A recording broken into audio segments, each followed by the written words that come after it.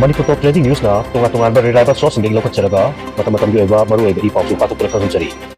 Ngasi Manipur sida nongwa panba numita cherau bata che na bakara raja singi mhamda lai basi che na ba thambiganu haina sajibu nongwa panba cherau bata singnabiganu haina kangjiana phongdorokli sana konungi ultra sanglengi maiso loisangi maikedegi maiso purel professor NG kangjia mangangi cherol amada lagniba sajibugi nongwa panbaga chaliba lamta thasigi Thasuga punna Pachinabada Miamna Sajibu Numa Panba, Jerabagi Thoramasi,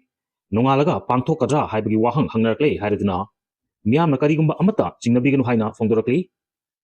Jerol Asin Hai, Malia Kumja 3423, Kumja 2026, Lamtagi, Thasinumit Asi, Malia Kumja 3424, Maite, Chahi Hoba, Sajibugi, Noma Panba Numiti Ayupung, Taruka, Minute Yankai Ganitoy, second Kuntraga Taruka, Lore. Iru sadengba lagi athen pot semba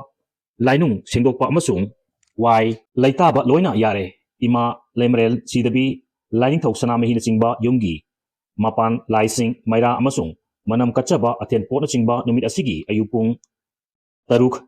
minute yangkai gani thoi second kuntraga taruk chalabadi yare thengtharabada mangang ayuki pungpham ayupung mapan phawgi manungda maira mekruk kacha horabadi matam lahuba kawi Makagi thoram singsidi tapna pangthokpa yari hairi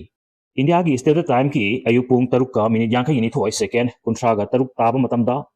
Kanglaipak standard time ki laupham oiriba Imphal iski nongai pungi latitude degree asiga Indian standard time ki laupham oiriba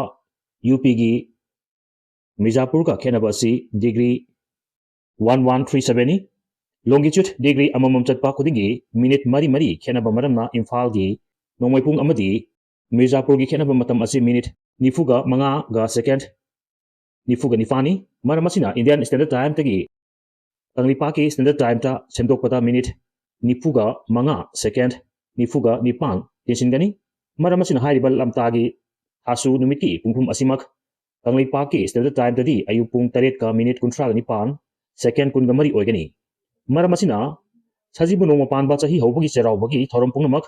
numit asigi Ayupung tarukka minute yangkai ni thoi second kuntraga taruk matungdagi maira manam tukat piduna hoba yare hairi sajibu nongma panbada chairau basi numit sui sude watching thada hogadabani haiba pungnamak amukhanna tawbiganu East India gi leipak ayamada mafam kyamarumda lunar year da chahi hoba ngakani kangleipak ta lunar year da kumja kummacha ama hori haibagi chahi hoba chairau bagi thoramasi chahi lising mari hena chanatuna laklabani Chairaugi masil haiba puyada chairauba numita sinagadaba laifam tereki ising laufam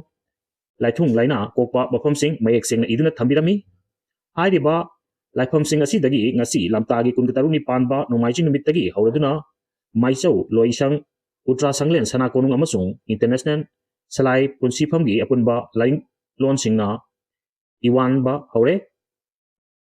hairiba laifam tereki Iroi-sing asi Kanglipaki manung amasung mapangi maitei singna yauhanaba honari hairi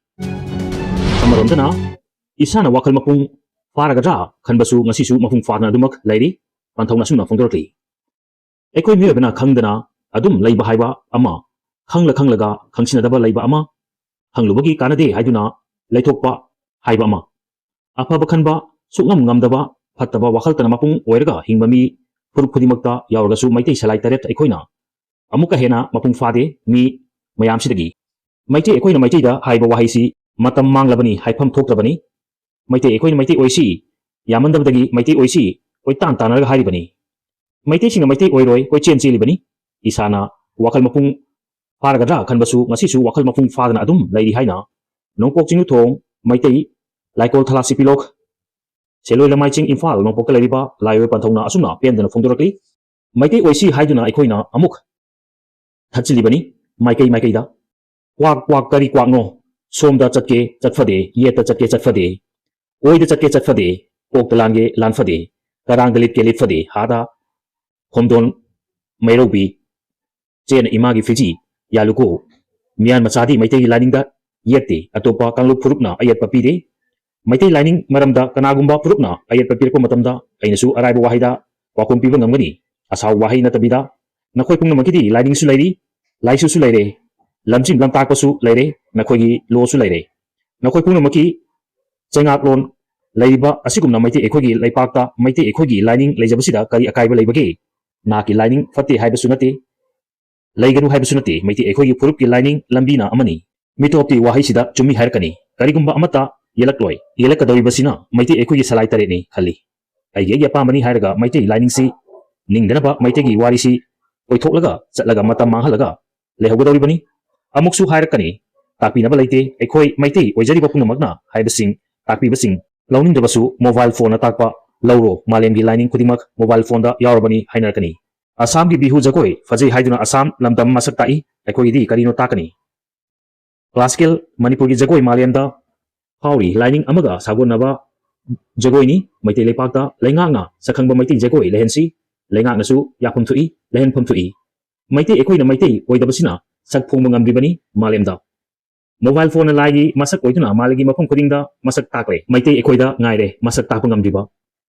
ꯈꯣꯡꯆꯠ ꯑꯁꯤꯒꯤ ꯃꯇꯨꯡ ꯆꯟꯅ ꯃꯇꯝꯁꯤꯗ ꯑꯩꯈꯣꯏ ꯑꯅꯧꯕ ꯋꯥꯈꯜ ꯂꯥꯛꯄ ꯌꯥꯔꯦ꯫ ꯁꯖꯤꯕꯨ ꯍꯥꯏꯕꯁꯤ ꯃꯩꯇꯩꯒꯤꯅꯤ, ꯂꯝꯇꯥ ꯍꯥꯏꯔꯤꯕꯁꯤꯅ ꯃꯩꯇꯩ ꯑꯩꯈꯣꯏꯒꯤ ꯂꯥꯏꯅꯤꯡ ꯊꯥꯅꯤ꯫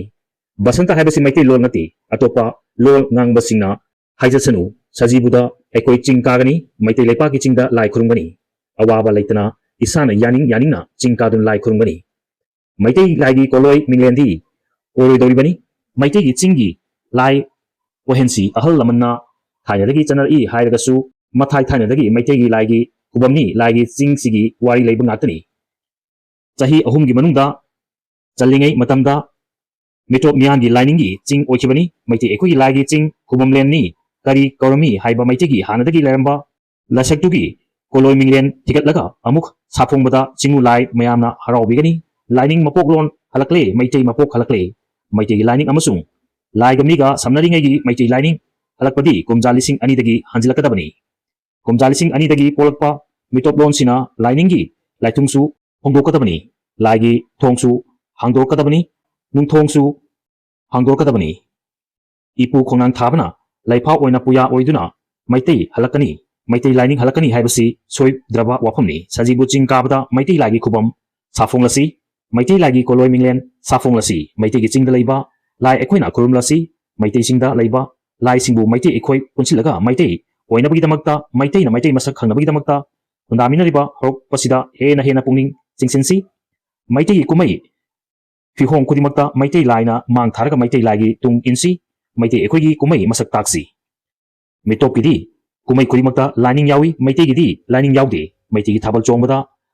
ꯂꯝꯗꯨꯕꯨ ꯀꯣꯟꯕ ꯂꯥꯏꯗ ꯍꯩ ꯂꯩ ꯀꯠꯂꯒ ꯊꯥꯕꯜ ꯆꯣꯡꯏ꯫ ꯊꯥꯕꯜ ꯆꯣꯡꯕꯁꯤ ꯈꯨꯟꯖꯥꯎ ꯂꯩꯆꯥꯎꯅꯕ ꯆꯣꯡꯕꯅꯤ꯫ ꯋꯥꯔꯤ ꯂꯩꯍꯜꯂꯨ, ꯃꯩꯇꯩ ꯅꯨꯄꯤꯅ ꯐꯅꯦꯛ ꯁꯦꯠꯇꯕ ꯐꯤ ꯏꯟꯗꯕ ꯌꯥꯎꯗꯦ꯫ ꯅꯨꯄꯥꯁꯤꯡꯅ ꯈꯣꯡꯒ꯭ꯔꯥꯎ ꯁꯦꯠꯂꯒꯁꯨ ꯆꯣꯡꯖꯁꯅꯨ, ꯈꯨꯗꯩ ꯐꯩꯖꯣꯝ ꯁꯦꯠꯂꯒ ꯆꯣꯡꯕ ꯌꯥꯎꯖꯁꯅꯨ, ꯏꯅꯥꯠꯅꯤ꯫ ꯊꯥꯕꯜ ꯂꯣꯏꯕꯗ ꯂꯥꯏꯗ ꯃꯤꯀꯣꯟ ꯊꯥꯒꯣꯟꯁꯤ, ꯂꯥꯏ ꯂꯦꯡꯁꯤꯟꯍꯟꯁꯤ꯫ ꯂꯥꯏꯅꯤꯡꯁꯤꯅ ꯂꯥꯏꯒꯤ ꯀꯣꯂꯣꯏ ꯃꯤꯡꯂꯦꯟ ꯌꯥꯎꯔꯒ ꯂꯥꯏꯒꯤ ꯋꯥꯔꯤꯅ ꯀꯨꯝꯍꯩ ꯑꯣꯏꯔꯒꯗꯤ ꯃꯩꯇꯩ ꯂꯥꯏꯅꯤꯡ ꯍꯤꯡꯒꯠꯂꯛꯀꯅꯤ꯫ ꯁꯣꯏꯈ꯭ꯔꯕ ꯌꯥꯎꯁꯪ ꯅꯨꯃꯤꯠ 5ꯅꯤꯁꯤꯗ ꯃꯩꯇꯩꯒꯤ ꯂꯥꯏꯅꯤꯡ ꯀꯔꯤꯕꯨ ꯑꯣꯏꯔꯤꯕꯒꯦ ꯈꯟꯊꯍꯟꯁꯤ꯫ ꯂꯥꯏꯅꯤꯡ ꯂꯥꯏꯁꯪ ꯈꯪꯗꯅ ꯇꯔꯪꯗ ꯄꯪꯍꯤꯡꯗ ꯍꯤꯡꯕꯁꯤ ꯀꯨꯏꯔꯛꯂꯦ꯫ ꯂꯩꯄꯥꯛꯀꯤ ꯑꯉꯝ ꯑꯊꯧ ꯋꯥꯌꯦꯜ ꯁꯤꯟꯊꯥꯄꯨꯔꯤꯕ ꯉꯁꯤꯃꯛꯀꯤ ꯌꯥꯏꯊꯣꯡ ꯐꯝꯗꯣꯜꯕꯁꯤꯡꯅ ꯃꯩꯇꯩꯒꯤ ꯂꯥꯏꯁꯪ, ꯏꯅꯥꯠ, ꯂꯣꯟꯅ ꯂꯥꯏꯒꯤ ꯍꯔꯥꯎꯔꯣꯜ ꯀꯨꯝꯍꯩꯂꯣꯜ ꯄꯨꯝꯅꯃꯛꯁꯤꯗ ꯊꯋꯥꯏ ꯊꯥꯏꯅꯗꯒꯤ ꯃꯩꯇꯩꯒꯤ ꯂꯥꯏꯒꯤ ꯄꯣꯂꯣꯏꯕꯨ ꯍꯤꯡꯒꯠꯍꯟꯕꯤꯗꯨꯅ ꯂꯩꯉꯥꯛꯂꯣꯟꯁꯤꯗ ꯃꯩꯇꯩ ꯂꯥꯏꯅꯤꯡꯒꯤ ꯆꯠꯅ ꯂꯣꯟꯆꯠꯀꯤ ꯂꯥꯏꯒꯤ ꯂꯤꯛꯂꯝ ꯂꯩꯉꯥꯛꯂꯣꯟꯁꯨ ꯁꯥꯐꯣꯡꯍꯟꯕꯤꯌꯨ꯫ ꯃꯇꯝꯒꯤ ꯂꯪꯗꯥꯏꯁꯤꯅ ꯂꯥꯛꯄꯗ ꯃꯩꯇꯩ ꯑꯩꯈꯣꯏ ꯂꯥꯏꯅꯤꯡ ꯈꯨꯗꯤꯡꯃꯛ ꯏꯀꯥꯏ ꯈꯨꯝꯅꯕꯗ ꯀꯥꯏꯗꯦ, ꯂꯥꯏꯁꯛ ꯈꯪꯕꯗꯨꯁꯨ ꯀꯥꯏꯗꯦ꯫ ꯂꯥꯏꯅꯤꯡꯁꯤꯡꯗꯨꯒꯤ ꯆꯠꯅꯕꯤꯕꯨ ꯏꯀꯥꯏ ꯈꯨꯝꯅꯕꯁꯨ ꯃꯤꯑꯣꯏ ꯑꯃꯒꯤ ꯆꯠꯅꯕꯤꯅꯤ꯫ ꯆꯥꯛꯆꯥꯂꯣꯟꯗꯗꯤ ꯄꯪꯆꯥ ꯆꯥꯕ ꯌꯥꯗꯦ, ꯐꯤꯖꯦꯠꯂꯣꯟꯗꯁꯨ ꯄꯪꯁꯦꯠ ꯁꯦꯠꯄ ꯌꯥꯗꯦ, ꯂꯣꯜꯗꯁꯨ ꯄꯪꯉꯥꯡ ꯉꯥꯡꯕ ꯌꯥꯗꯦ꯫ ꯃꯈꯣꯏꯒꯤ ꯑꯩꯈꯣꯏꯒꯤ ꯆꯠꯅꯕꯤ ꯍꯥꯏꯕꯁꯤꯗꯤ ꯑꯃꯒ ꯑꯃꯒ ꯅꯛꯁꯤꯟꯅꯔꯕꯁꯨ ꯌꯥꯗꯦ꯫ ꯇꯥꯎꯊꯕꯤ ꯂꯧꯕꯨꯛꯀꯤ ꯐꯧꯔꯦꯜ ꯂꯧꯕꯨꯛꯀ ꯂꯧꯐꯝꯒ ꯂꯧꯕꯨꯛꯇꯨꯗꯤ ꯂꯧꯕꯨꯛ ꯑꯣꯏꯔꯒꯁꯨ ꯃꯐꯝ ꯃꯐꯝꯒꯤ ꯃꯃꯜ ꯈꯦꯠꯅꯩ꯫ ꯃꯩꯇꯩ ꯂꯥꯏ ꯂꯩꯕ ꯃꯐꯝꯅ ꯂꯥꯏꯁꯪ ꯀꯧꯏ, ꯃꯤꯇꯣꯞꯀꯤꯅ ꯃꯟꯗꯤꯔ ꯀꯧꯏ꯫ ꯑꯩꯈꯣꯏꯒꯤ ꯀꯣꯟꯊꯣꯡ ꯏꯪꯂꯤꯁꯇ ꯒꯦꯠ, ꯃꯟꯗꯤꯔꯕꯨ ꯇꯦꯝꯄꯜ, ꯑꯃꯗꯤ ꯑꯩꯈꯣꯏꯅ ꯂꯩꯕ ꯁꯪꯁꯤꯅ ꯌꯨꯝ ꯍꯥꯏꯔꯤꯕꯅꯤ꯫ ꯃꯥꯒꯤ ꯃꯥꯒꯤ ꯃꯤꯡꯊꯣꯜ ꯂꯩꯖꯕ ꯉꯥꯛꯇꯅꯤ꯫ ꯚꯤꯗꯤꯑꯣ ꯑꯁꯤꯕꯨ ꯄꯥꯎꯗꯕꯗ ꯁꯣꯏꯈꯤ ꯂꯥꯛꯈꯤꯕ ꯌꯥꯎꯔꯕꯁꯨ ꯉꯥꯛꯄꯤꯒꯅꯤ, ꯑꯃꯗꯤ ꯆꯦꯅꯦꯜ ꯑꯁꯤꯕꯨ ꯁꯕꯁꯀ꯭ꯔꯥꯏꯕ ꯇꯧꯕꯤꯒꯤꯗꯃꯛꯇ ꯊꯥꯒꯠꯄ ꯐꯣꯡꯗꯣꯛꯆꯔꯤ꯫ ꯇꯨꯡ ꯀꯣꯏꯅ ꯃꯤꯌꯥꯝꯒꯤ ꯁꯦꯕꯥ ꯇꯧꯕ ꯉꯝꯕ ꯑꯣꯏꯖꯒꯅꯤ꯫